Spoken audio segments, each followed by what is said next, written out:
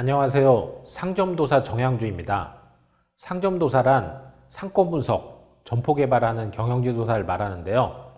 저는 올 초 롯데슈퍼 점포개발팀을 퇴사하고 현재는 서울시 자영업지원센터, 소상공인시장진흥공단, 경기도시장상권진흥원 등에서 컨설턴트로 일하고 있어요. 요즘 코로나19의 영향으로 홍대, 명동 같은 대형 상권은 하락하고 골목 상권이 주목받고 있는데요. 같은 상권이라도 좋은 입지의 상가는 장사가 잘 되고 입지가 안 좋은 상가는 비어있는 경우가 있잖아요. 왜 이런 일이 벌어질까요? 어떻게 해야 좋은 점포를 고를 수 있을까요?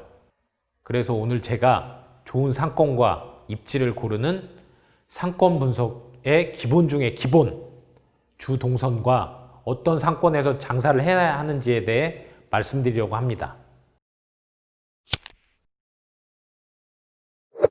점포 개발 업무 4년차 때 수려한 외모의 청년을 만났습니다. 중대형 슈퍼마켓 안에서 정육점을 재임차하여 운영하던 청년이었는데요. 슈퍼마켓 사장의 횡포에 서름을 느껴 직접 마트를 차려보겠다며 찾아왔습니다. 이 청년의 이야기를 들어보니 슈퍼 오픈부터 함께하며 손님을 끌기 위해 고기도 싸게 팔면서 열심히 마트를 살려놨어요. 그런데 더 많은 보증금과 월세를 주겠다는 사람이 나타나자 슈퍼 사장이 나가라고 했답니다. 그의 서름을 들으면서 직접 슈퍼마켓을 차리고 싶다는 청년의 강한 야망을 느꼈어요. 하지만 정육점만 했던 이 청년은 정육의 상품에는 경험이 없어 선뜻 시작하기를 어려워하더라고요. 그래서 제가 청년에게 가맹점을 해보자고 제안했습니다. 당신은 당신이 강한 부분에 집중하고 우리는 다른 상품에 협력하기로 말이죠. 그렇게 그 청년과 새 점포를 찾아 나섰어요.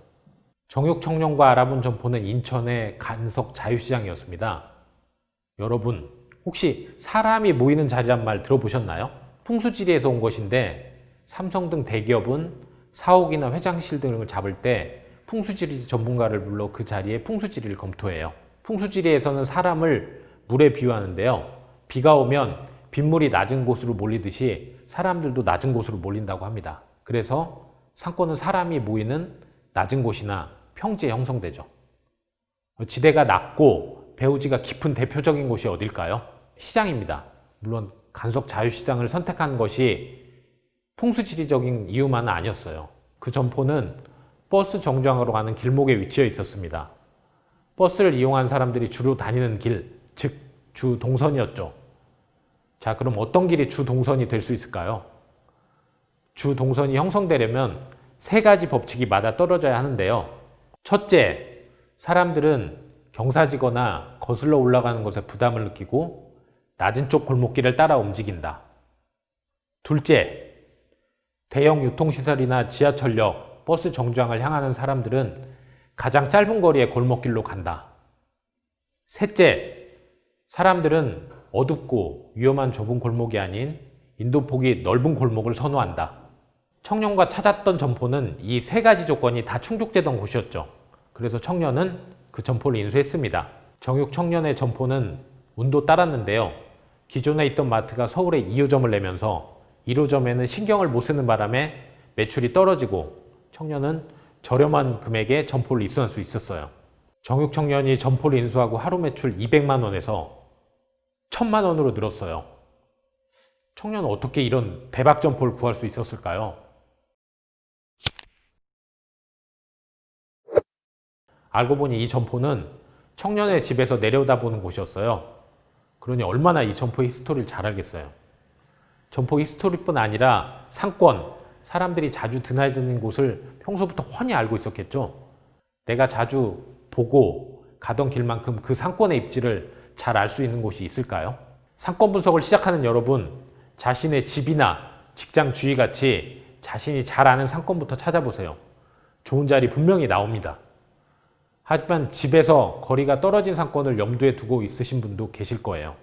이런 분들은 인터넷이나 빅데이터를 통해 사전 조사를 진행한 후 현장 조사를 진행하시면 좋습니다.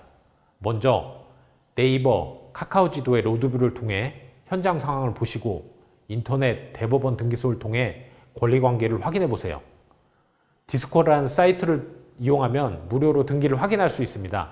대략의 예상 매출은 어떻게 확인할 수 있을까요? 소상공인 시장진흥공단에서 운영하는 상권 정보 시스템을 통해 주거인구, 직장인구, 유동인구를 확인해 보세요. 객수와 객단가를 곱하면 그게 바로 예상 매출입니다. 자, 오늘 이야기를 정리해드리면 첫째, 사람들이 자주 다니는 주동선의 세 가지 법칙을 기억하라. 둘째, 집이나 직장 인근 같은 자신이 잘 아는 상권부터 시작하라입니다. 오늘 드린 말씀 꼭 기억해 주세요. 감사합니다.